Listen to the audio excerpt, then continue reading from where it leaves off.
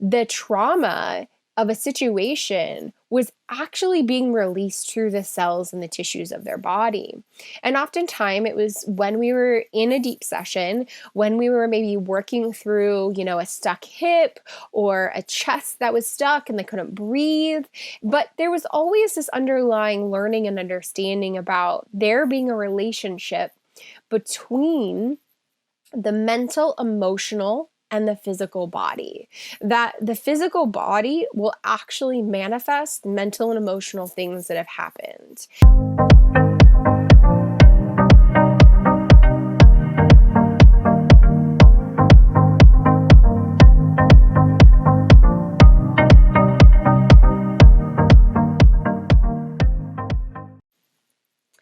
Today, I really want to explore the topic of trauma. Something that I feel like some people can relate to, others can't, but I think the reality is we all face trauma every single day because even small stresses can become trauma over time. And I have also noticed that trauma is something that is absolutely passed down. It's almost like a learned behavior from our parents, from our grandparents, from our ancestral line that just kind of moves its way down. But if we don't start to open up the discussion of trauma and its relationship to the body, I feel like we're doing a really big disservice to what healing trauma can really look like. Now, as a coach, I am not looking at trying to understand what happened in a past situation. As a coach, I am interested in understanding, especially as a body-mind coach, it's trauma's relationship to our experiences in our life through our body. And I've recently been doing some continuing education around trauma in the limbic system. Trauma actually being a stored experience in our limbic system that is experienced in the body. And what was really interesting was one of the authors, one of the psychologists, his name is Basil van der Kolk. I hope I said that correctly.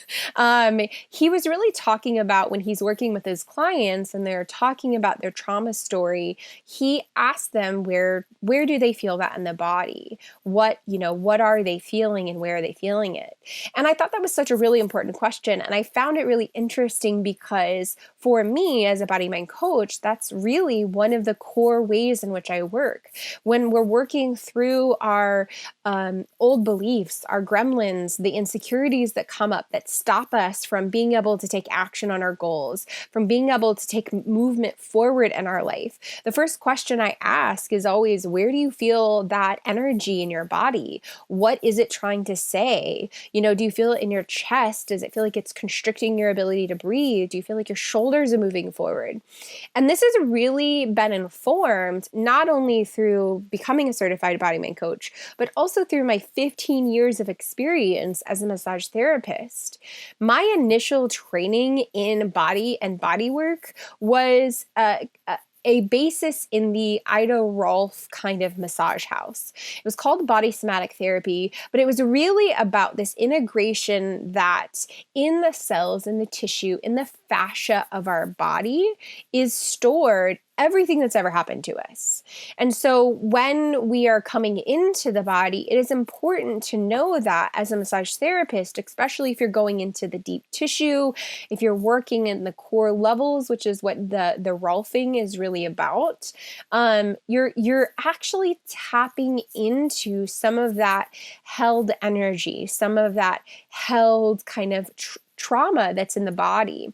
And the interesting thing about this continuing education course that I really received is it's really helping me understand, the brain aspect of it, the connection in the limbic system between the body and the brain. Of course, I've done a lot of research also in the fact that we have a second brain in our body, and that is in our gut. There are over 90,000 neuroreceptors that are in our gut that help us understand everything from our emotion to, what is going on in our stimuli. And it takes that whole gut instinct to like the next level, right? It's really allowing this connection between the gut and being an informant, the gut informing us of something, and then the connection with the rest of the body.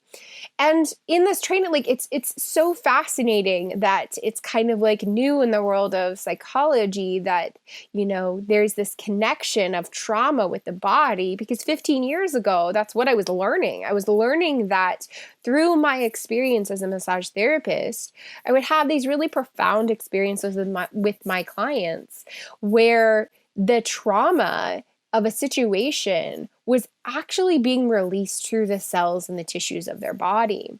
And oftentimes it was when we were in a deep session, when we were maybe working through, a stuck hip or a chest that was stuck and they couldn't breathe. But there was always this underlying learning and understanding about there being a relationship between the mental, emotional, and the physical body, that the physical body will actually manifest mental and emotional things that have happened.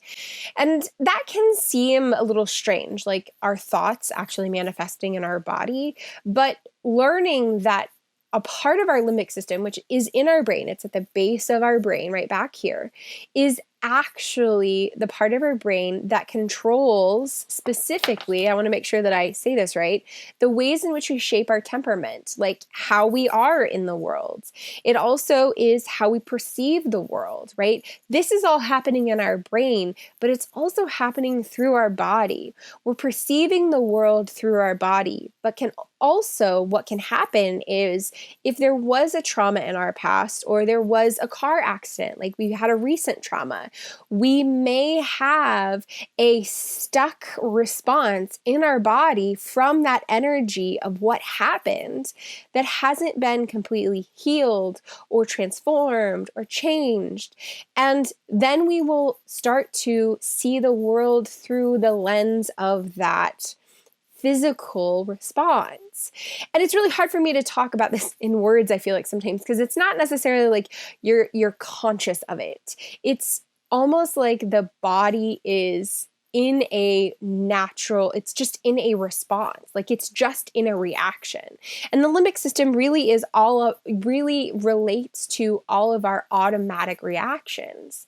So when you really think about that and the impact and the influence of the limbic system, the connection with the body, and the fact that when we're really wanting to work through limiting beliefs, when we're really wanting to work through the challenges that keep us stuck, when we really want to change and adapt a new story, right? Maybe you've been telling yourself a story your entire life, which is you're never going to be good enough to have a partner.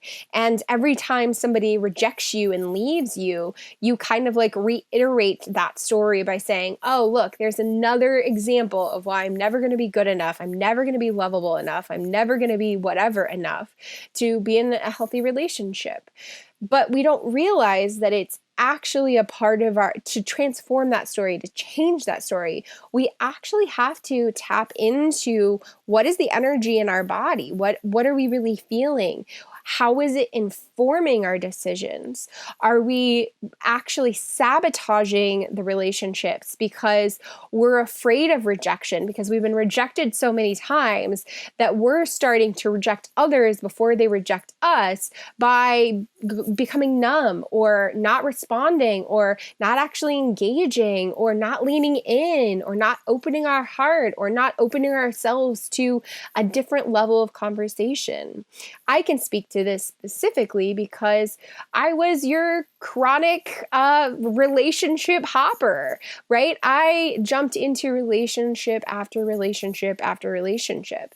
And many of them were, bless their loving hearts, they were not right for me, but they also were not available to me. But I chose them because of them being unavailable was more comfortable, because then I wouldn't have to deal with opening myself up to somebody that really was available. Like, it was a vicious cycle of, I'm going to choose the people that I know are going to reject me so that I don't have to actually deal with opening myself up to that level of vulnerability. Like, obviously, I want somebody who is clean and takes care of themselves, but none of these people that I was ever interested in or were ever interested in me were like dirty, gross people. It was just What can I find in them that I can reject them before they reject me? But also, what in them can I reject so that I don't have to open myself up? And the biggest fear is, what happens if I open myself up fully and I open my heart and then I'm rejected? That was the greater fear, right? It was almost like it was easier to be rejected by somebody who I wasn't as invested in, I didn't fall as in love with, because I didn't really open my heart completely. Well, that was painful. And of course, I then used it kind of in a negative way, because I was like, oh, there it is, proving to me again, I'm not lovable, right? I used it in a disservice sort of way. But it was completely in a trauma response, like really wanting to avoid being rejected, because a long time ago, I can get into the childhood stuff. I had a dad that, bless his heart, he wasn't, he was human, and sometimes he would commit to things and he wouldn't show up. And so there was this feeling of rejection and abandonment. But I didn't need to know that detail. In fact, I didn't know that detail for a very long time until I got much older. What I learned, though, was I could transform the story of I'm not good enough to be loved without needing to know the history. I can come into my body, I can feel where it's stuck, where it's tight, and where I often felt it was right in my chest. And I used to have a posture where I was constantly like this is how I existed. So the body was actually informing me of the energetics of what I was still holding on to. What I love about, this work is you can address this feeling in the body. You can address this feeling with mindfulness and with awareness without having to know the history of it.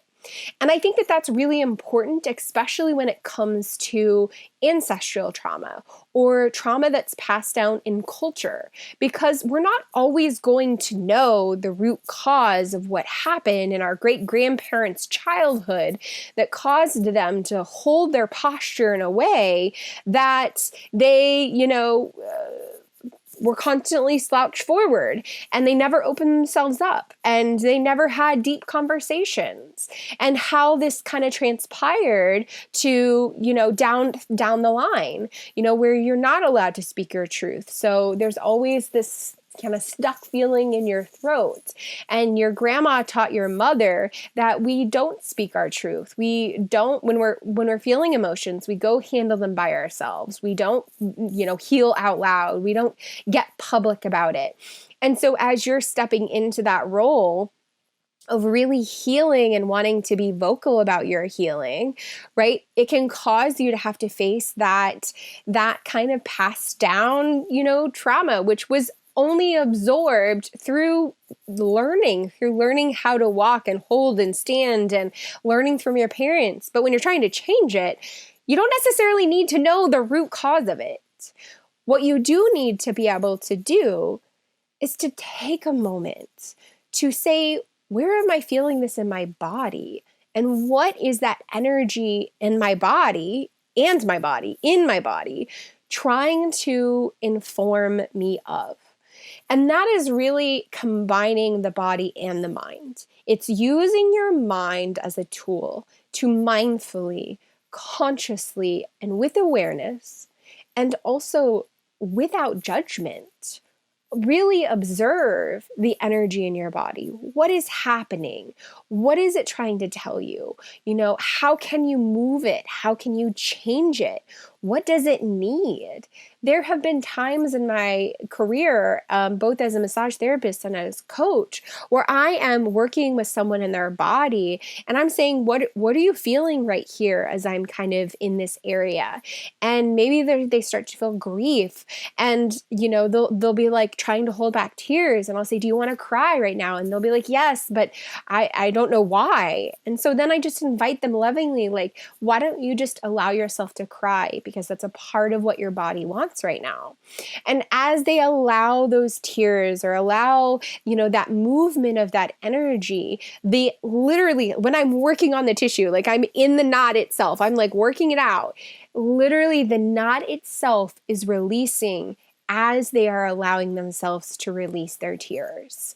And it's not the act of my pressure that is releasing it. It is the act of surrendering to what the body is trying to share and also what the body is trying to release. Ultimately, our body doesn't want to hold on to all this stored stuff like a pack mule. It wants to release it. It wants to surrender it. But a part of that requires us to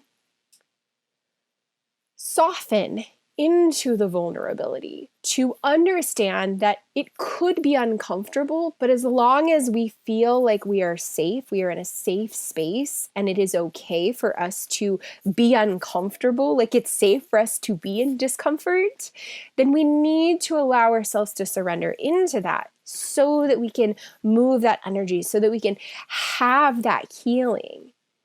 And so working with the body has really taught me a lot about how trauma can actually be released through the body. And it's really interesting, in the continuing education course that I'm taking about trauma in the limbic system, it really talked about how, trauma sits in the automatic reactions, but it's not something that you can fully heal unless you really combine the body awareness with the mental awareness. And why is the two so important? If you just drop into your body and you just react from that body, an example of that can be like you're feeling angry, so then you just pound a pillow. What can happen is you can turn off the brain and then you're just in the reaction. And that can be just as damaging because it's not actually moving the energy. You're not actually aligning the whole aspect of you, right? You're just going into a mindless activity. We do that sometimes when we are reacting to a partner from a trigger. We yell, we scream, we rage, and then we're not actually integrating the experience of what we're actually feeling, right? We're not really responding. We're not really healing. In fact, we're probably causing more trauma, both to ourselves and to others. But when we're able to kind of look in, use the mind and say, okay, what am I feeling? Where am I feeling it? How is it affecting me? And you're really choosing to have a different physical response, or maybe kind of integrate, okay, I'm feeling like, there's some tightness throughout my neck and shoulders, and I feel like I'm just tensing and holding on. And all of a sudden, really right now, all I want to do is punch out. Okay, so what if we just take a moment to just punch out once, right? Allow that action and that energy to move. Allow that, even if you just feel like you got to do, a couple punches, right? What is the experience if we do that with awareness? And the moment we're just in it, we're just punching and we're not really aware, we're not really present, then we've kind of lost track. But if we come back into that awareness of doing the punching, and as we're doing it, we're like, okay, how is the energy moving? Is it changing? Is it shifting? We do it a couple times. We check back in. Where is the energy now? Has it changed? Has it shifted? Oh my gosh, yes, it's actually lightened. I feel much more open and expansive. I feel, more confident. That's so weird. I didn't expect that. There's so many levels of what we can get when we allow the body to move the energy in the way that it wants to. Another incredible part about this trauma in the body is when we allow our body to complete an action that maybe it couldn't. Maybe in the past we wanted to fight against somebody, but we couldn't because we felt like, we're going to be in trouble. Being able to just cause that outward motion, or to say, stop and push out with our hand, the physical reaction in our body moves and completes the energy circuit. And it creates this healing that happens because you're able to give yourself, and your body is able to change and have a new experience. But if we were to just constantly stay stuck in not being able to say no, sometimes we can end up in a place where we are reacting and responding by people pleasing because we're afraid of the consequences, because we're afraid that we're going to get in trouble, because we feel like we can't change anything. And that comes from this old response that happened a long time ago that has nothing to do with the present moment. But as we're present to what needs to be felt what needs to be done, what actions need to be taken, it can create a loosening of the energetics throughout.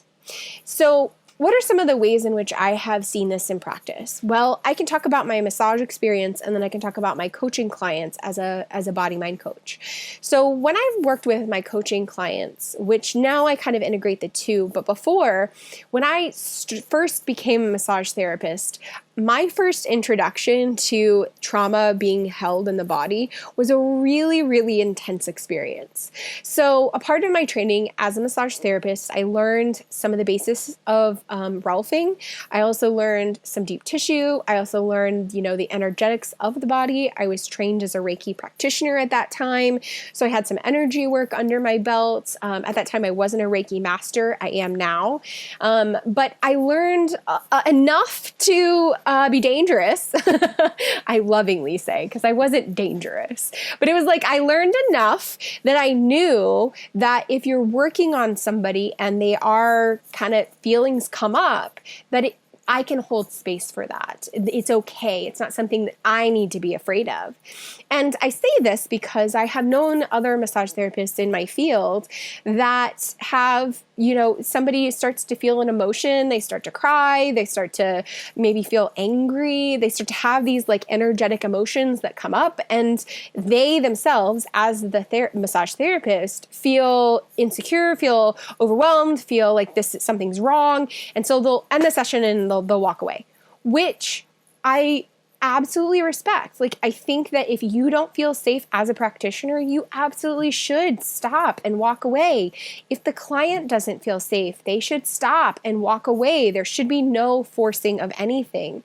But if both parties feel like they are confident, they are secure, they are safe, they are confident, it's okay to allow your client to just breathe and cry through something.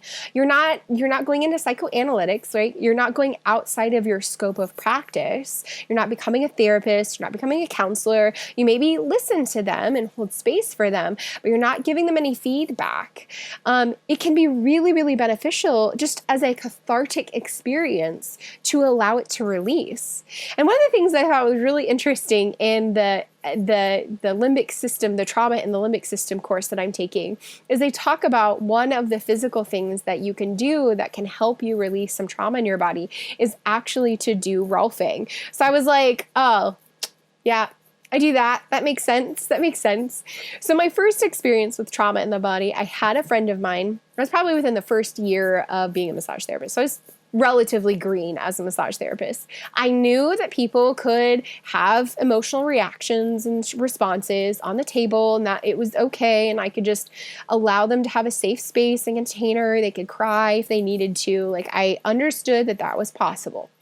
So a friend of mine came for a massage, and she had a really bad issue with her right hip, her hip flexor, and into her thigh and her hamstring, like the whole kind of hip girdle on the right side. And so I was like, okay, cool. I know how to do this. We can work into, the hamstring in the back. We can work in the psoas kind of in the front, and we can work down, out through the hip flexor area. And I was like, okay, we can totally do this. I know how to do this. It's going to be great. I can totally help. I'm thinking all physical here. And so I get to work and I start working, and I start to notice that her psoas muscle, which is a muscle that runs in your stomach, basically just on the right-hand side, 2 inches to the right of your belly button on both sides, 2 inches on both sides, right?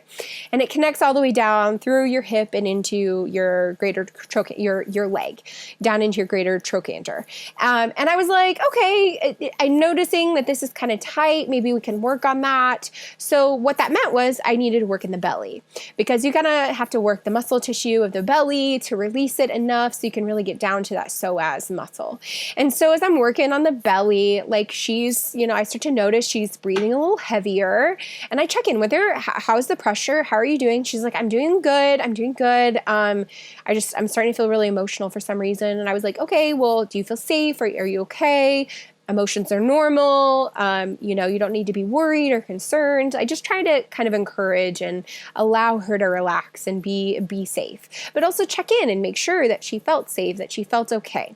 And she was like, yes, you know, I feel all right. I don't know why it's happening. And I was like, you know, sometimes, you know, we can have our emotions, they can be stored in our body.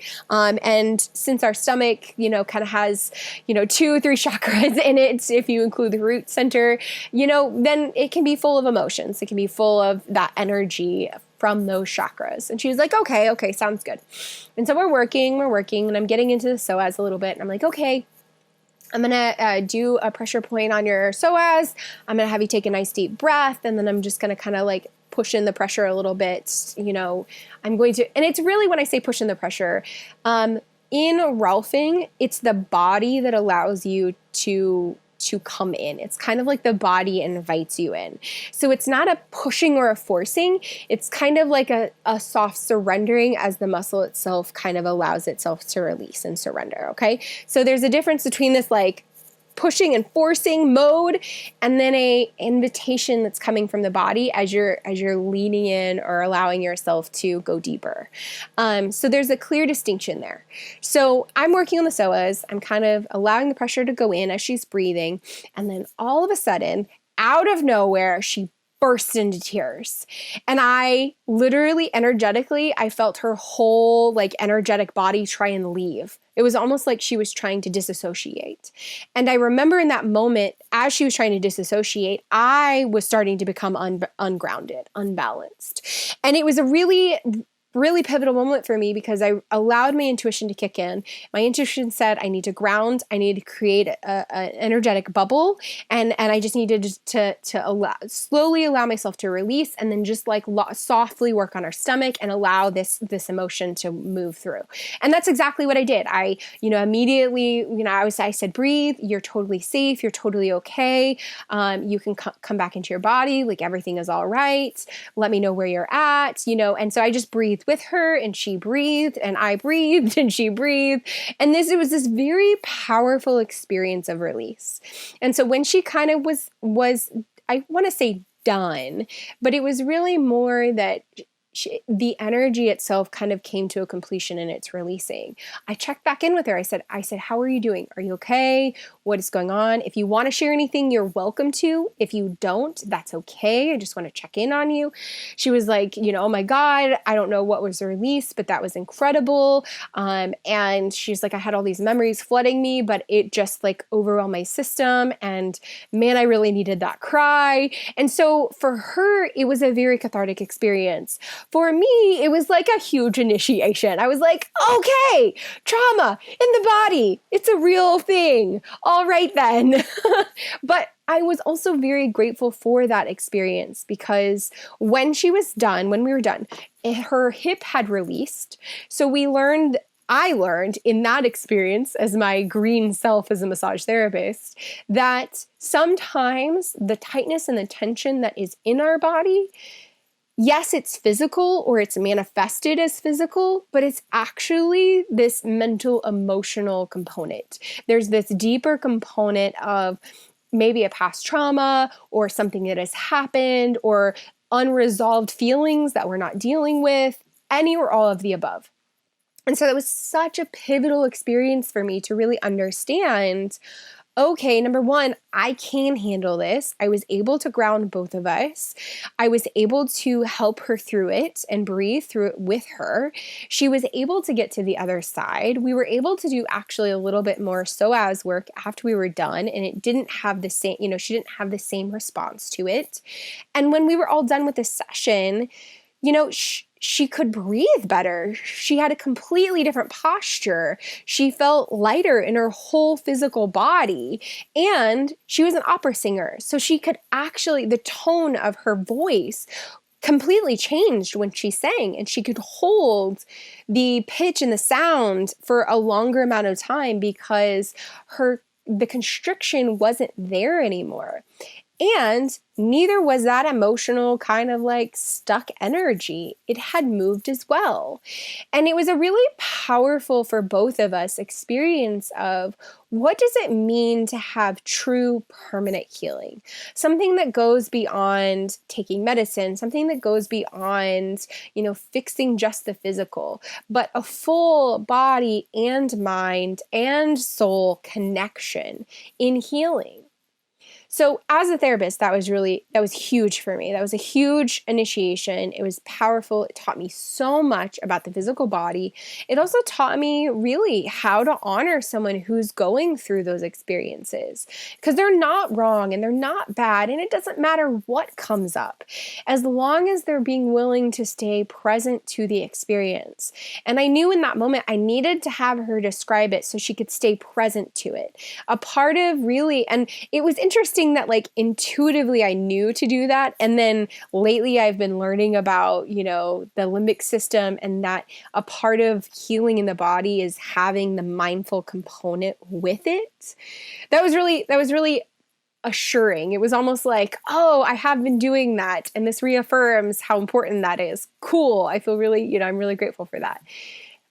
Being able to stay present, to stay mindful, to our experience of discomfort, to our experience of pain, is incredibly valuable when we're trying to move and work and heal it. What can happen sometimes is the pain can become so great that we want to run away. We want to numb. We want to get away from it. And so it's in a way learning how to find our own level of being sensitive to it without being hyper aroused, or without numbing ourselves, or without, some of the ways that actually keep us from being able to stay present.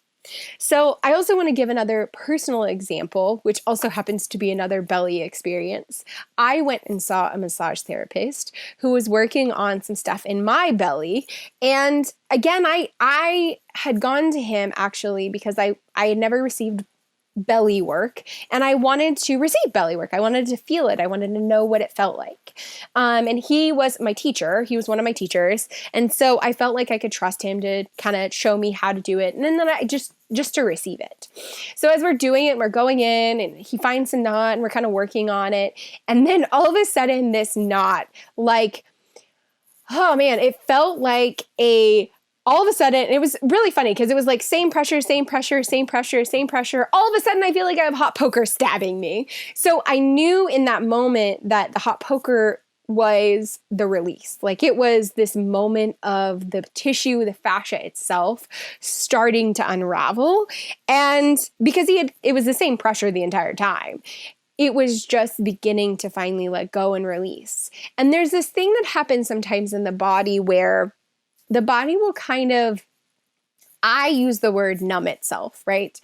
The technical term, I think, is it becomes so associated with that level of pain that level of pain then registers as 1 or a 2, where originally it had registered at a 4, you become desensitized to it, and it becomes more of a 1. When you start to, what that kind of can feel like sometimes though is like, it can feel numb. You can feel like, oh, I don't really feel anything in that area because I've become so desensitized. We have that in our psychology too, where we become desensitized to our own limitations, to our own patterns, to the world around us, to media. I mean, the media itself can sometimes be a complete desensitization. Like when I see somebody that has been murdered and I am not brokenhearted about it, I know I've started to become desensitized. Like that's not a healthy thing. So as a massage therapist, have worked in the body, I've learned that sometimes there's this weird tipping point where you're working through the desensitization into the place where it becomes sensitive, it starts to release. And when it starts to release, sometimes it like arcs up and it becomes slightly more painful, and then it starts to actually unravel. And it's really an interesting thing because it will happen oftentimes at the same pressure level, right? I may be at the same pressure level the entire time, but all of a sudden the knot just like goes up and becomes really, really painful. And then it just completely releases. And then you feel this release move through your entire body. This was the experience that I had when I was having my belly work done. So he was in a knot. It was, same pressure.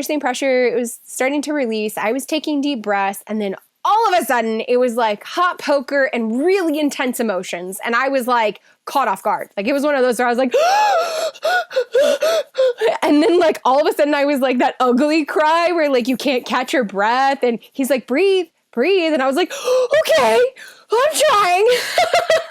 And as he was like, it's releasing.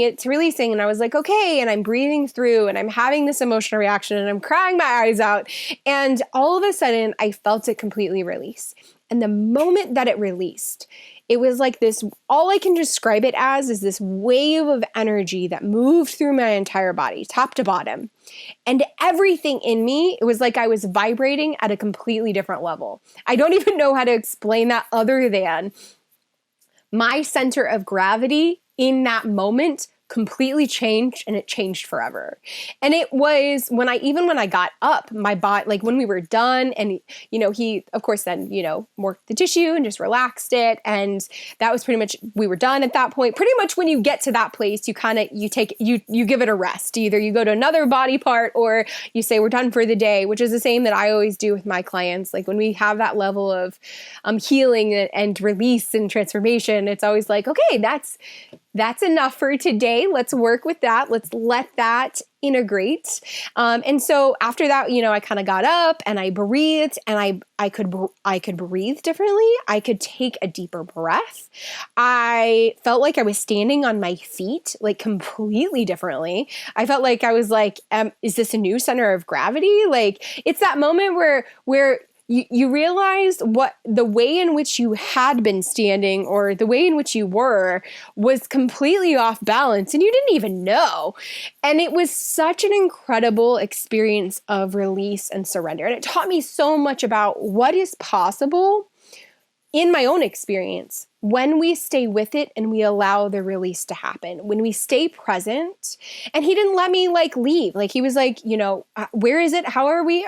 Are you breathing? Like, where are we at? Are you still doing all right? Like he stayed in alignment with me and checked in and was very present. And what I know about the fascia of the body, so the fascia of the body is basically, it is its own organ. It has been finally acknowledged as its own organ. And it is the connective tissue of the entire body. So it connects our muscles, our bones, it's connective tissue in all of our organs.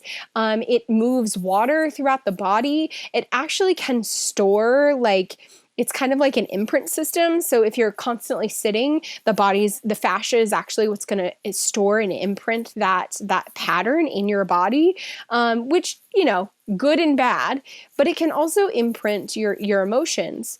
But what I want you to imagine for a moment to understand the impact of healing something in the fascia, I want you to imagine a piece of cellophane. So you have the box of cellophane, you hold it up with your left hand, and you pull the sheet of cellophane down, and so that it's flat, so that it's completely, pure and straight, and there's no ruffles in it, okay? Then I want you to imagine you kind of poke your finger up in the right-hand corner and you twist. When you do that, it creates all these little lines that move out through the entire piece of cellophane, all the way down to the bottom. And if you do another little twist, then it creates another set of lines and movement throughout the entire body, or throughout the entire piece of cellophane.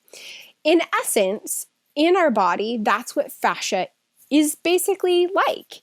It is the connective tissue, but it's also kind of like the lubricant. It helps our muscles and our bones and our body move and have that lubrication, and have the cells have that lubrication.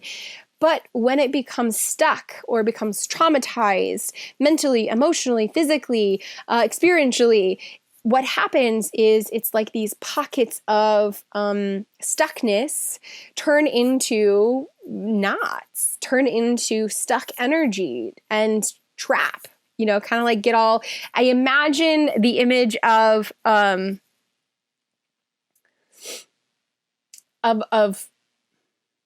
of rubber cement. When you pull rubber cement out, it's very like liquidy, it's very gluey, it's very fluid. But when you leave it out, it becomes hard, it becomes stuck, it becomes all like knotted. And that's kind of what can happen with fascia in terms of scar tissue, in terms of knots that are in the body. So when you heal a knot, right? So we'll go back to that piece of cellophane. That piece of cellophane, you have your finger and it's twisted. Now, if you untwist it and you pull it out, the cellophane, the whole entire reaction in the cellophane is those lines go away. It completely changes the makeup of the entire line of the cellophane. And that's the same in your body. When you heal those pieces in your body, when you change and transform or put the body back into alignment, you actually release all of that throughout the entire system. And so when you're thinking about this in regards to trauma or regards to coaching, it's really learning how to reintegrate ourselves back into a place of balance, a place of healing. And a part of how we do that is through mindfully connecting the body through the mind into the whole being. And so as a coach, one of the things I really focus on is when you're working with a limiting belief. A really great example of a limiting belief that maybe will stop you from being able to do something is you're afraid of failure. You have a fear of failure and you have a fear of rejection. And so you feel like you're not an entrepreneur. You could never be an entrepreneur. That's just not in your makeup because, underlying it is really this fear of failing, this fear of rejection. And so you're completely unwilling to even take that step into the direction of, starting the amazing tea house that connects the community and allows you to have, tea ceremonies and whatever, right? Or open that business as a baker and start, selling your baked goods because everybody loves them and wants to buy them from you, but you're not an entrepreneur, so you're never going to do that. If we're working together and the coaching conversation, or just yourself, you want to work with yourself and your body and coach yourself through this, it's really a question of saying, okay, that feeling of I could never be an entrepreneur, where do you feel that in your body? Where do you feel the energetics of that? What does the energy of that look like, sound like? What is it saying? What is it informing you of? And so a lot of times you can come to, okay, well, I feel it actually in my diaphragm. It feels like it's like stopping me from being able to take a breath. Okay, cool. We've learned something. So what is that about? Like, let's drop into that energy. What is that energy trying to tell you? What is it trying to share with you? Sometimes what I often will use is I will use the mind in a mindful way to describe it with the senses. One of the things that does is it takes us out of just feeling it and getting stuck in the feeling and running with it. But it also allows us to have a mindful connection with our body. And it can also give our mind something to do, which is, I lovingly say that because sometimes our mind can run right with our gremlins, our insecurities. Well, I feel that way because I just don't want to be rejected, so I'm never going to do it, right? It just dismisses it and it's a fear and it's a gremlin instead of actually then saying, okay, I receive that what you're saying is you're afraid of being rejected. What I would like us to do is use that mind to look at the body and say, where do I feel that feeling? Oh, well, I actually feel that feeling right in the middle of my chest, and it feels like a sharp pressure. Okay, cool. Can you describe that a little bit more? Because the more that you can describe it, the more that you're getting away from the limiting belief thought and more into the present moment with the feeling, and you're actually connecting to your limbic system, which is allowing you to disengage the pattern and actually step into what does it look like to reframe? What does it look like to create a new story? But we have to understand the feeling of the old story first, and you actually do that through the feeling in the body. So when you're working through this and you're saying, okay, where do I feel this? Describe it with your senses. Okay, it feels sharp. It feels like a blunt, tool that's hammering into my chest. It's gray. It is super heavy, whatever it is, right? We're describing it. And then a lot of times I will then at that point engage and say, does this energy have anything that it wants to say? This specific energy, not your head, but this energy, does it have anything it wants to say? Does it have anything it wants to share? Does it have anything that it wants to do, right? Sometimes the energy itself wants to move. It feels stuck and it doesn't want to be stuck. Oh, well, it feels like it wants to push out really hard. Okay, what if we take a moment and we just do that really quick? You just kind of push your boobs out, right? Or push your chest out. And what does it look like when you do that with a really deep breath? How does that change the energy in the body? And so you'll do that. You'll do whatever that reaction is. Sometimes it's not an action. Sometimes the energy itself just wants to say, I'm scared. I'm nervous. I don't want to be rejected. I've been rejected before and it didn't feel good and I don't want to feel that again. Okay, cool, right? How can we work with this energy? How can we be present to this energy? How can we, be more mindful with this energy? Awesome. Is there anything else that it wants to share? We get to create a dialogue with the energy in our body, with the experience of what it is we're really facing so we can break through to the other side. And I say that, and sometimes breaking through can be really hard because sometimes it's not breaking. Sometimes it's softening into. Sometimes it's realizing, there's a little part of me that doesn't want to be rejected. And so you know what I'm going to do? I really just want to give this little part of myself a big hug. And so you just kind of wrap yourself in a big hug and you hold yourself and you just say, I love you. I love you. No matter what happens, I'm always going to love you. How transformative can that mindful act be in the presence of that gremlin, in the presence of that limiting belief? So as we work through that, right, and we take whatever action is necessary and we get to the other side, and I'm walking through an example, right? We get through to the other side and then we think about, again, starting that entrepreneurial job as that baker. And then all of a sudden, because we've cleared this energy, maybe we still feel a little bit of nervousness, but it feels much more expansive. It feels more exciting. It feels like, oh, this could be fun. I could have fun doing this. I also know that everybody loves my baked goods. So I can absolutely start a baking business. And I'll just lean into allowing myself to feel and acknowledge my fear of rejection and also still move forward with that fear. I can love that fear and know that I will always love myself. So therefore, I will never reject myself.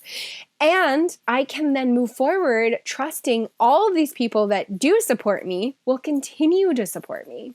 So there's a beautiful kind of dance you get to have with now, as we have moved and transformed this energy, this kind of stuck trauma in the body, what gets to be the other side of this? What gets to change and transform? Another way to really look at this, specifically when it comes to maybe a more intense trauma, having a abuser that attacks you, right? You have a mugging and something happens. So physically in your body, you have this response to shut down. You have this trauma that's stored in your body. When we're looking at how do we transform that energy, a part of it can actually be changing the dialogue. Dialogue isn't the right word. It can be changing the body somatics of the experience. So what do I mean by that? Well, you had an issue where you were mugged. So if you went to a training where you learned how to defend yourself, that changes the body somatic integration. It changes literally the cells of the body and gives a new routine to the body and also creates an energetic feeling that allows you to feel more confident. It can also help you release the trauma, the anxiety response to those situations, to the situation of walking alone in a parking lot because it mimics the same experience you had when you were mugged. If you're able to change your body response to what it means to respond to some type of mugging, then you actually have changed the body somatic experience so that you don't feel the anxiety anymore when you're walking in, in a parking lot all by yourself. There's power in changing the body somatic experience, but it requires us to really feel the feeling in the body. It requires us to really integrate the body as a part of the experience of healing rather than looking at the body as something separate. So often what we've done in our culture and in our society has cut off the head, right? The head is the master and the body is the servant. When we do that, we're actually doing a disservice to our wholeness. When we diminish and degrade the body because it's not skinny enough, because it's not sexy enough, because we have flabby arms, or we have, a flabby tummy, or we've had 3 or 4 kids and our belly just doesn't look right because we've had a couple C-sections, and we beat ourselves up over this lack of what we feel like should be perfection. And we dismiss the perfection that we already are, that our body already is, and that the wisdom that really lives within our body. We actually cut ourselves off from our truth, from our healing, from who we can become. Because we're not just a head. We are not just this thing, above the neck. We are everything.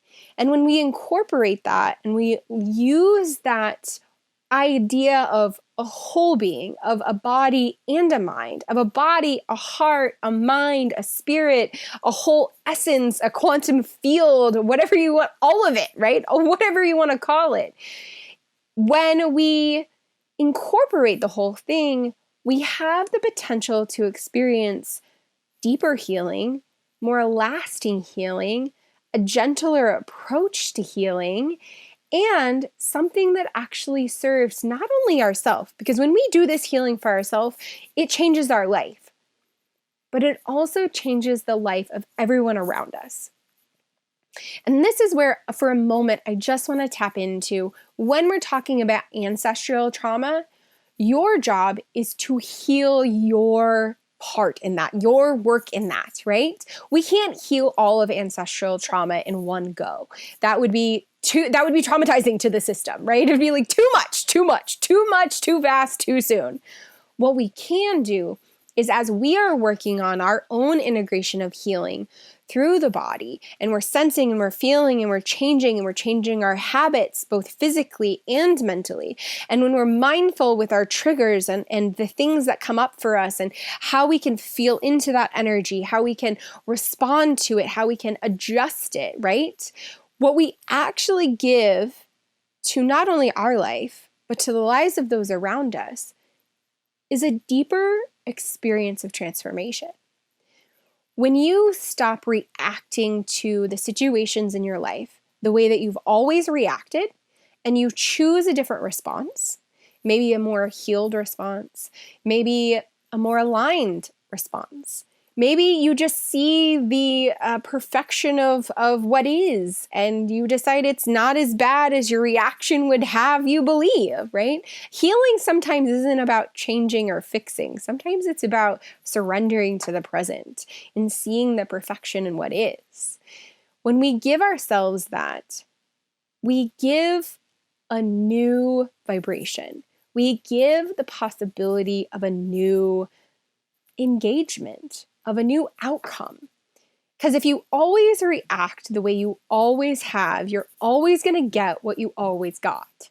But if you choose to make a different response, if you choose to have a different experience, if you maybe integrate what the situation is bringing to you, what you actually get to give is the transformation. You get to invite somebody else to a different experience, to a different response. A perfect example of this is in relationships. If you always react with defensiveness, and then one day you decide to not be defensive, and you decide to listen, and you decide to be still, and you decide to take a pause, and then you decide to take ownership for what your partner is saying. That was wrong. If you decide to take ownership for your part in the situation, and you honor what your partner is really saying, how does that change the complete dialogue of the interaction between the two of you? In that moment, you can heal your response, their response, the reaction, the trauma response. You can, literally, the implications of it are you can heal in a way that sends a vibration out through the entire quantum field. That's the power of doing our own work. That's the power of integrating our healing through the body. And when we do the healing for ourselves, we heal it for the generations in front of us. We heal it for the generations of our kids and our grandkids. That you're not going to pass down that same kind of in the body trauma, kind of ancestral trauma. It stops with you because you're the one that's transforming it. And how powerful is that to be able to give that level of healing to the world around you? So I would love to hear, what did you get from today? What did you get from this experience of trauma in the body? What is your experience with body and healing and integration of healing through the body? And what is your experience understanding trauma as it's related to the body and to the limbic system? And how can we work with that energy? How do you work with that energy? How do you work with healing through your body? I would love to hear.